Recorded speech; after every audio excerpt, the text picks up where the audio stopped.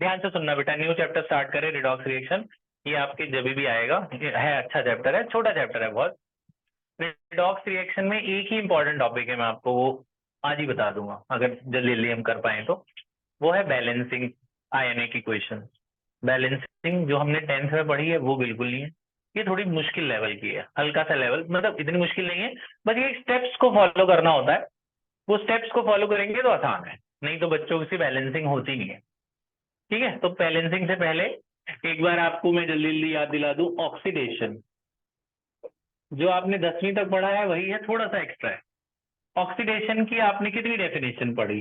First, addition of oxygen, addition of oxygen is called oxidation. For example, C plus O2 gives CO2, this is oxidation. Second, removal of hydrogen, removal of hydrogen is also called oxidation. कि भैया किसी के पास hydrogen था, आपने मिलाया, hydrogen गायब कर दिया, है ना? ठीक है, जैसे ये था मेरे पास कुछ था, सपोज ये CH4 था, मैंने इसमें सोडियम मिलाया, सोडियम ने हाइड्रोजन खींच लिया, कार्बन अकेला हो गया, NaH बन गया, ऐसा कुछ। ठीक है, ने हाइड्रोजन खींच लिया, this is also oxidation. Third, ये नया है, loss of electron is also called oxidation. जैसे जिंक है, जिंक ने अपने इलेक्ट्रॉन दे दिए, 2 इलेक्ट्रॉन लूज करे, तो जिंक के ऊपर कितना चार्ज आ गया? 2+, this is also called oxidation. ठीक है, इलेक्ट्रॉन लूज करने को भी क्या कहते हैं? ऑक्सीडेशन। ऑक्सीडेशन की 3 डेफिनेशन। सिमिलरली रिडक्शन की भी 3 डेफिनेशन हो जाएगी, रिडक्शन की भी ऐसी लिख लोगे, उल्टा उल्टा कर लेंगे।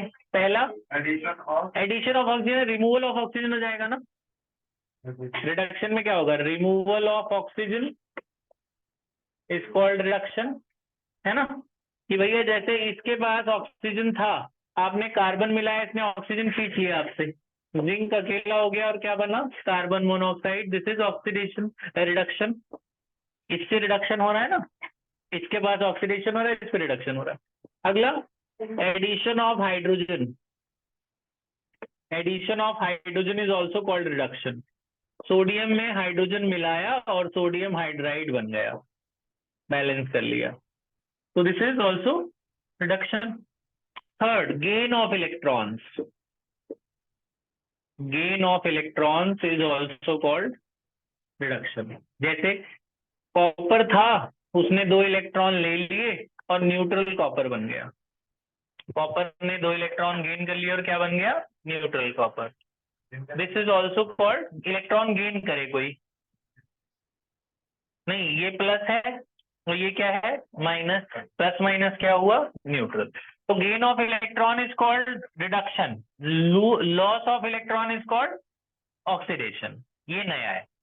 ठीक है, फिर आपने छोटी क्लासेस में ये भी पढ़ा है, रिडॉक्स पढ़ा है, रिडॉक्स रिएक्शन। रिडक्शन और ऑक्सीडेशन को क्या कहते हैं? रिडॉक्स। रिडक्शन और ऑक्सीडेशन का मिक्सचर इज कॉल्ड रिडॉक्स। ये रिडॉक्स का एग्जांपल था ना, याद है? पिछले साल पढ़ा था कि ZnO में C मिलाया, जिंक अकेला हो गया, C ने O खींच लिया, यहाँ क्या हो रहा है? रिडक्शन, और यहाँ क्या हो रहा है? ऑक्सीडेशन। तो एक ही रिएक्शन में दोनों काम होता है, उसे क्या कहते हैं? Redox reaction. एक नई चीज है आपके लिए, वो ये है डिस्प्रपोर्शनेशन रिएक्शन, ये नया है, ये मैं भी डेफिनेशन लिखूंगा, डिस्प्रपोर्शनेशन रिएक्शन। डिस्प्रपोर्शनेशन रिएक्शन की डेफिनेशन है, it is self oxidation reduction, self oxidation and reduction. मतलब एक ही कंपाउंड होगा, वो एक बार ऑक्सीडाइज होगा, एक बार रिड्यूस होगा। जैसे मेरे पास ये है, ये एल्डिहाइड है, पढ़ा ना पिछले साल एल्डिहाइड, है ना?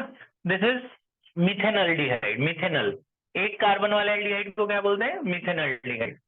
इसमें आपने मिलाया KOH, पोटेशियम हाइड्रोक्साइड, इसके कितने मॉलिक्यूल है? 2 मॉलिक्यूल है। एक मॉलिक्यूल क्या करेगा? एक बन जाता है अल्कोहल इसमें से, और एक बन जाता है ये CO के।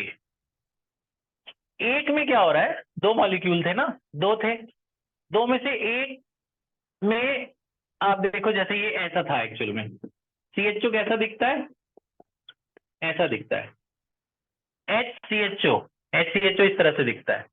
दो मॉलिक्यूल थे, मैं दोनों बना रहा हूं आप लोगों के लिए बताने के लिए कि क्या क्या हुआ। एक मॉलिक्यूल में क्या हुआ इसने अपना हाइड्रोजन दे दिया, इसका डबल बॉन्ड टूट गया, एक हाइड्रोजन ये देता है, एक ये देते, दो है ना ये, एक ये अपना हाइड्रोजन इसको दे देगा और एक पोटेशियम वाला अपना हाइड्रोजन देगा, इसके बॉन्ड टूट जाएंगे, एक हाइड्रोजन इस पे ऐड हो जाता है, एक हाइड्रोजन इस पे ऐड हो जाता है। This is addition of hydrogen. Addition of hydrogen को क्या कहते हैं, रिडक्शन। तो ये क्या बना, CH3OH, यही बना ना, CH3OH। एक मॉलिक्यूल में हाइड्रोजन ऐड हुआ, ये दोनों में एक एक H लग गया ना। दूसरे मॉलिक्यूल में इसने अपना H दे दिया था ना, एक H इसने दिया था, एक H इसने दिया था, बचा क्या यहाँ पे, O और K यहाँ लग जाते हैं। तो ये बना, देखो क्या बना, HCOOK। दूसरे में ऑक्सीजन ऐड हुआ ना, तो दैट इज ऑक्सीडेशन। तो ये डिस्प्रपोर्शनेशन क्या है, डिस्प्रपोर्शनेशन है कि सेम ही मॉलिक्यूल ऑक्सीडाइज हो रहा है, सेम ही मॉलिक्यूल रिड्यूस हो रहा है, मैं खुद ही ऑक्सीडाइज हो जाऊं और खुद ही रिड्यूस हो जाऊं। इसमें तो अलग अलग नहीं हो रहा था रिडॉक्स, और इसमें फर्क देखो दोनों में, रिडॉक्स में ZNO रिड्यूस हो रहा है, कार्बन ऑक्सीडाइज हो रहा है ना। इसमें मिथेनल ही रिड्यूस हो रहा है, मिथेनल ही ऑक्सीडाइज हो रहा है, self oxidation reduction. Same molecule gets oxidized and same molecule gets reduced. So that is called disproportionation reaction. बात समझ में? Disproportionation is self oxidation reduction. Same molecule एक ही रिएक्शन में एक बार ऑक्सीडाइज हो रहा है, एक बार वही रिड्यूस हो जा रहा है, ठीक है। So that is called disproportionation. ये बात समझ में आ गई, ये चारों चीज पांचों चीजें आ गई, ठीक है। पॉज कर दे बेटा, पहले यहां तक लिख लो फिर और बताता हूँ, कंटिन्यू उसी को कंटिन्यू। नेक्स्ट टॉपिक है बेटा ऑक्सीडेशन नंबर। ऑक्सीडेशन नंबर भी बहुत छोटा सा टॉपिक है। ऑक्सीडेशन नंबर क्या होता है, ऑक्सीडेशन नंबर की कोई भी कंपाउंड में, ये हम कर चुके हैं क्या, आपको याद है पीरियोडिक क्लासिफिकेशन चैप्टर में कर चुके हैं कि कोई भी कंपाउंड कितने बॉन्ड टोटल बना सकता है वो उसका ऑक्सीडेशन नंबर बताता है। जैसे मैं कहूँ जी CH4 है, मीथेन है, मीथेन में कार्बन कितने बॉन्ड बना रहा है, 4, तो आपको सेंट्रल एटम का ऑक्सीडेशन नंबर जनरली पूछेंगे, तो सेंट्रल एटम का ऑक्सीडेशन नंबर कितना है, 4। तो कोई कंपाउंड कितने कोवेलेंट बॉन्ड बना रहा है वो उसका ऑक्सीडेशन नंबर कहलाया है। अब मैं बोलूँ जी H2SO4 है, मैंने आपको बताया था H2SO4 बनाते कैसे हैं। H2SO4 ऐसे बनाते हैं ना कि जैसे O और H पहले लिख लो, जैसे 2 H है ना, तो 2 O के साथ 2 OH बन जाएंगे, तो 2 O यूज हो गए, बाकी कितने ऑक्सीजन बचे, 2। तो ऑक्सीजन हमेशा डबल बॉन्ड बनाता है। तो देखो सल्फर कितने बॉन्ड बना रहा है टोटल, 1 2 3 4 5 6, तो सल्फर की ऑक्सीडेशन नंबर कितनी हो गई, 6, ठीक है। फिर ऑक्सीडेशन नंबर ना निकालने का तरीका मैंने आपको बताया था, याद होगा आपको। जैसे आपसे पूछा जाए जी H2SO4 में, आपको ऐसे अंडरलाइन कर देंगे, बोलेंगे सल्फर का बताओ ऑक्सीडेशन नंबर, याद है। तो मैंने आपको बताया था कि भाई इनका ऑक्सीडेशन नंबर, जैसे हाइड्रोजन है, हाइड्रोजन आयनिक स्टेट में कैसे H+ के फॉर्म में पाया जाता है, जितना पावर उतना उसका ऑक्सीडेशन नंबर, तो हाइड्रोजन का ऑक्सीडेशन नंबर क्या होता है, +1। कुछ एक्सेप्शन है, हाइड्रोजन का हमेशा +1 होता है, बस एक जगह -1 होता है। अगर ये मेटल के साथ बॉन्ड बनाता है ना, तब हाइड्रोजन का +1 नहीं होता, तब हाइड्रोजन का क्या होता है, -1। ऑक्सीजन पे चार्ज क्या होता है, -2। तो आपसे पूछे ऑक्सीजन का ऑक्सीडेशन नंबर बताओ, तो ऑक्सीजन का ऑक्सीडेशन नंबर क्या होगा, -2। ऑक्सीजन का जो पावर जो चार्ज है ना आयन की, वही उसका ऑक्सीडेशन नंबर। लेकिन इसमें भी एक्सेप्शन है, इसमें 3-4 एक्सेप्शन है।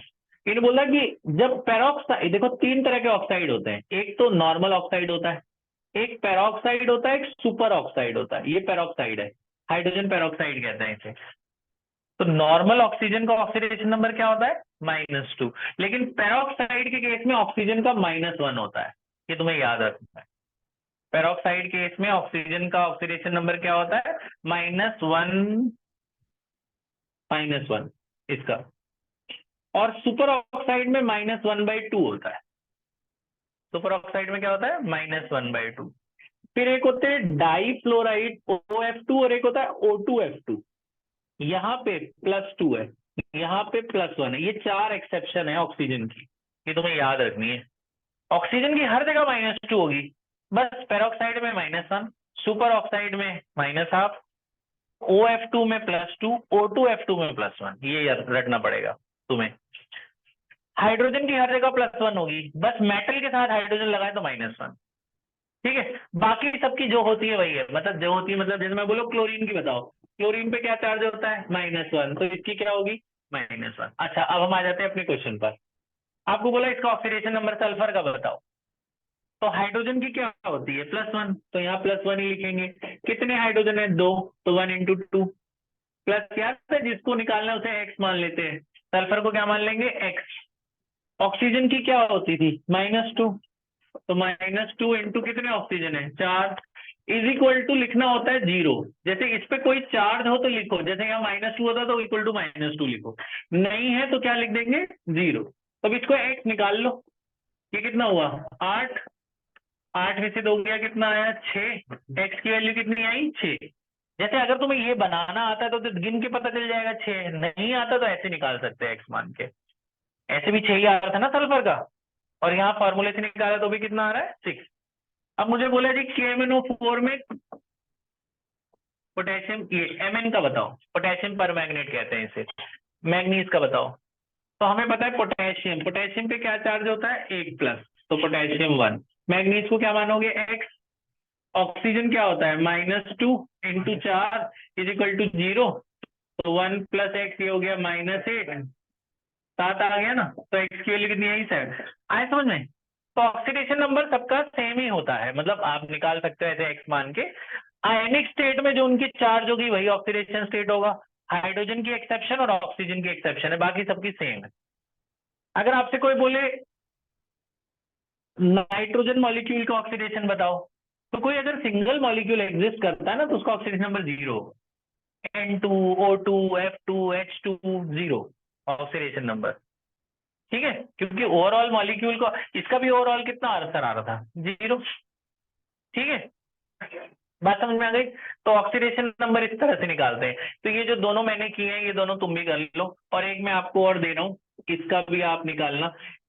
देखो एक ये क्वेश्चन आता है, मैं यहाँ लिख रहा हूँ, आप क्या था वो क्वेश्चन, ये था बेटा, आपसे पूछा HNO3 H2SO4, देखो HClO4 जो मैं अंडरलाइन कर रहा हूँ उसका ऑक्सीडेशन नंबर निकालो। देखो आपसे ऐसे पूछेंगे out of sulphur this molecule this molecule this molecule, underline करके वो उसका निकाल लेना सेंट्रल एटम का, विच इज मोर ऑक्सीडाइजिंग। सबसे अच्छा ऑक्सीडाइजिंग एजेंट कौन? जिसका ऑक्सीडेशन नंबर ज्यादा आता है ना वो ज्यादा अच्छा ऑक्सीडाइजिंग एजेंट होता है। तो आपने ये जो अंडरलाइन करे हैं इनके जरा आप निकाल लो, ऑक्सीडेशन नंबर निकालो। मैं यहाँ पे लिख रहा हूँ और भी K2Cr2O7, जो अंडरलाइन है इसके निकाल लो बस। बाकी आप NCERT का फर्स्ट क्वेश्चन घर पे कर लेना, क्योंकि मैं अभी आगे करा रहा हूँ। आप अभी ये कर लो, पॉज कर दे बेटा।